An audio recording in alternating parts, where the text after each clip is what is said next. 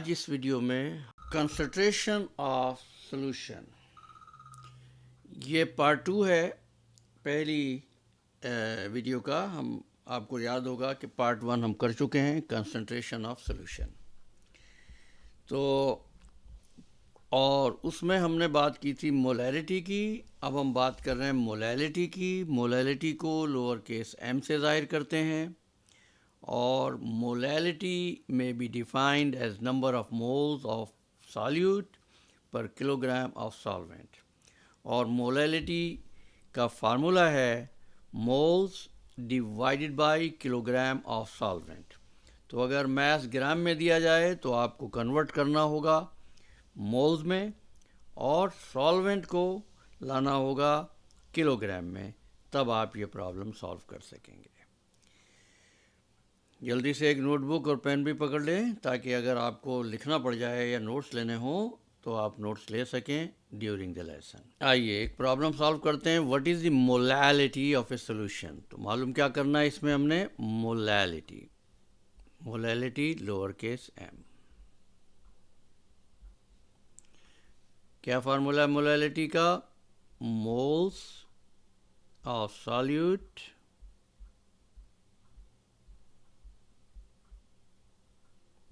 Divided by kilogram of solvent.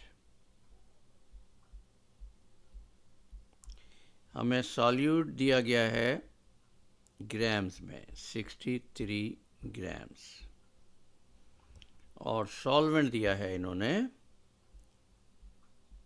Kilogram में 0.500 kilogram, ये यहाँ पर। अच्छा, फार्मूले में मोल्स, तो लिहाजा इस सॉल्यूट को कन्वर्ट करेंगे हम मोल्स में। सॉल्यूट है क्या हमारा? HNO3।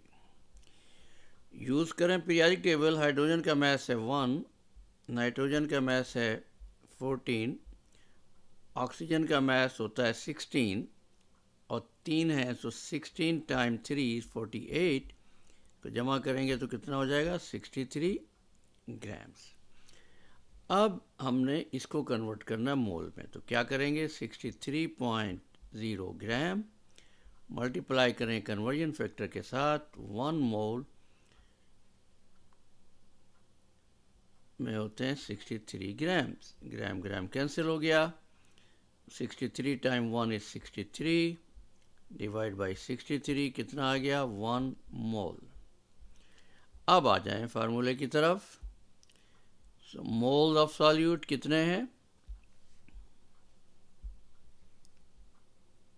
1। किलोग्राम ऑफ सॉल्वेंट कितने हैं? 0.500।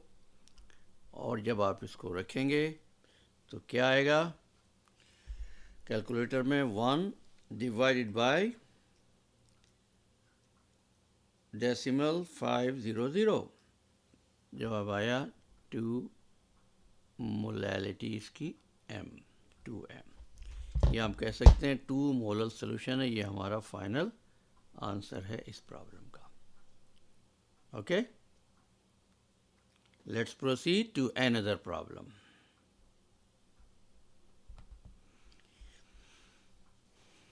इस प्रॉब्लम में आपको सॉल्यूट के मोल दिए हैं 0.500 मोल और यहाँ किलोग्राम ऑफ वाटर।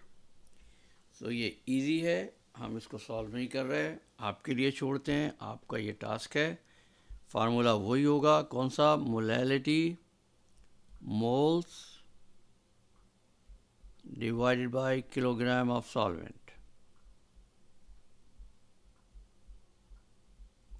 मोल्स कितने हैं?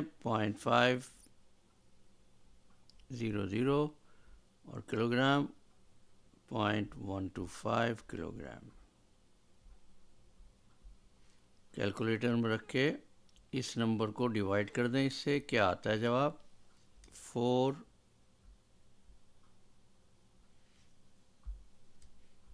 ये हमारा फाइनल आंसर है। ठीक है, मज़ीद एक्सप्लेनेशन चाहिए हो तो पूछ सकते हैं आप, कमेंट सेक्शन में टाइप कर दीजिएगा।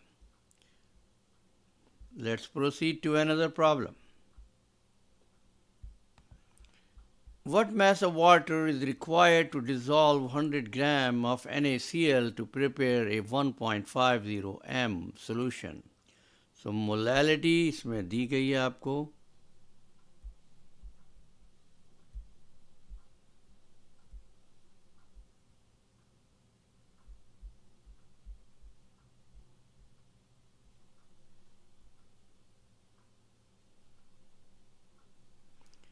और सॉल्यूट का वज़न दिया गया है 100 ग्राम। हमें हमेशा चाहिए होते हैं फार्मूले में मोल्स। 100 ग्राम को हम मोल में कन्वर्ट करेंगे। सबसे पहले मोलर मैस क्या है NaCl का, पीरियाडिक टेबल यूज़ करें।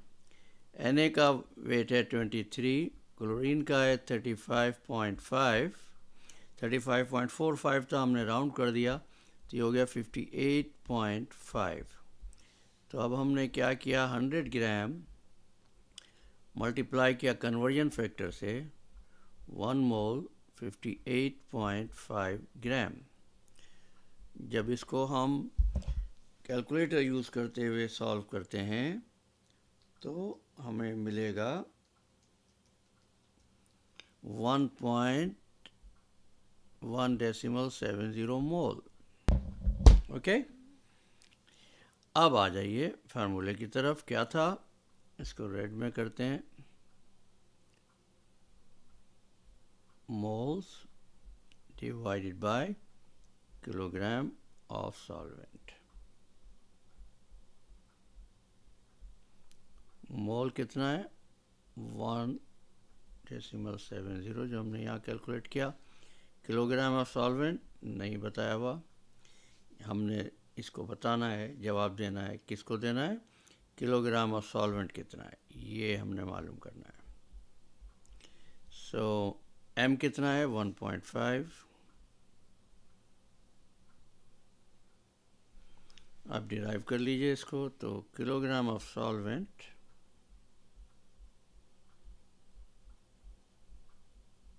किसके बराबर होगा 1.70 डिवाइडेड बाय 1.50।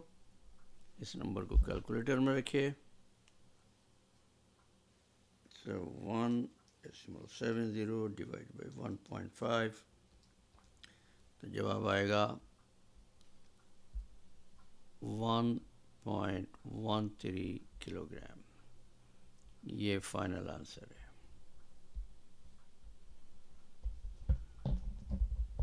ओके, इससे पहले कि हम इस क्लास को कंक्लूड करें, 2 प्रॉब्लम और करेंगे, ठीक है? Stay with us. ये problem, what mass of water must be used to dissolve 0.500 kilogram of C2H5OH to prepare 3m solution.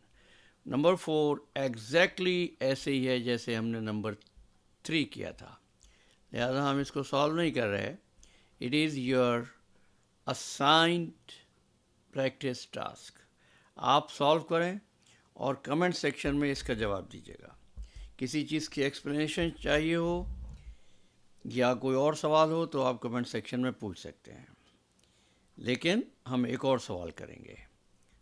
Okay, let's proceed.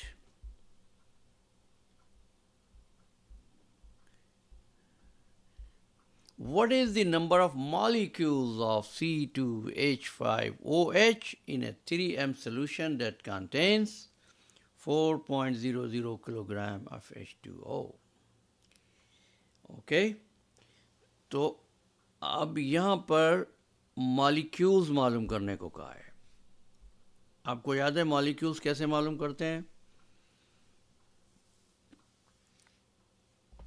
All lessons are connected, हमने किया था स्टोइकियोमेट्री में। ये आइए देखते हैं कैसे सॉल्व करेंगे। Molality is equal two moles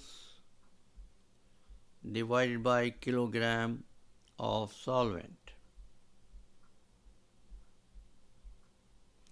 molality हमको बताई गई है कितनी है 3m. सो m की जगह पर हमने लिख दिया 3. मोल्स हमको नहीं मालूम, किलोग्राम में लिख दिया हमने 4. सो कितने मोल हो गए, इक्वेशन को ड्राइव कर लीजिए. 4 टाइम 3 कितने होंगे 12 मोल्स. मगर आपसे मोल्स नहीं पूछ रहे, वो पूछ रहे हैं नंबर ऑफ मॉलिक्यूल्स. तो फिर कैसे करते हैं, आइए यहाँ से आपको पुराने लेसन को याद करना होगा, और अगर चाहें तो स्टोइकियोमेट्री की वीडियो दोबारा देख सकते हैं. अच्छा, मोल्स को हम रेड में यहाँ पर सॉल्व करते हैं. Moles multiply conversion factor 1 mole equal to Avogadro's number 6.02 times 10^23.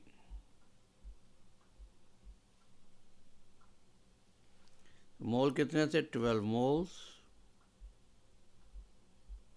Multiply by 1 mole